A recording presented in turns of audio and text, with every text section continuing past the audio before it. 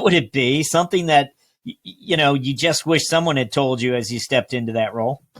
Yeah. So I was happy that, one of the things that I think I did right, and I always recommend to everybody else is, listen, honestly, unless something is on fire, there's nothing that can't wait, 15 to 30 days. So listen, talk to people, find out what's going wrong, find out what's going right.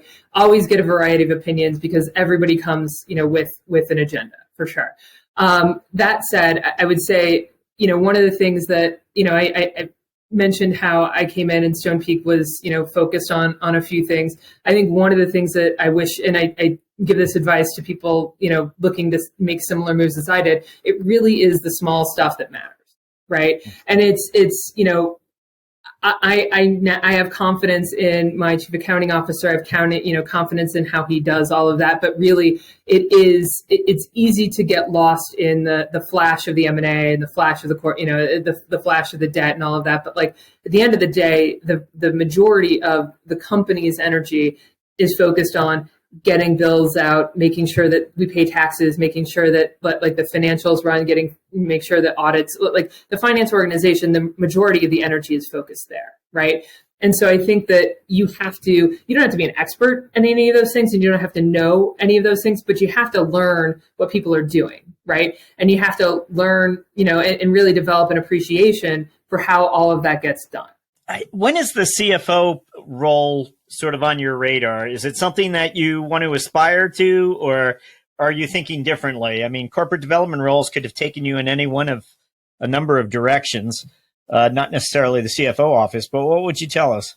So one of the great things about Zayo is I got the opportunity to do a huge variety of things, right? So I wore a lot of different hats. I was there for 7 months. We actually made, we bought a company called Electric Lightwave, the company's second largest acquisition in November. We signed in November 16, closed in early 2017.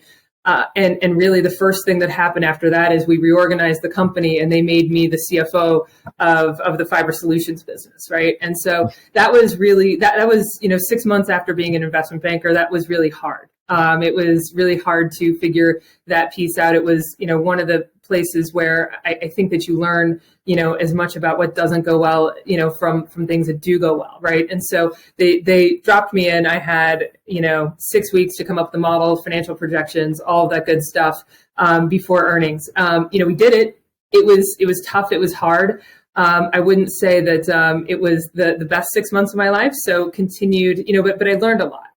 Okay. Well, we might have a few more career-related questions for you, but right now let's find out about Cologix. Tell us about this company. What does it do? What are its offerings?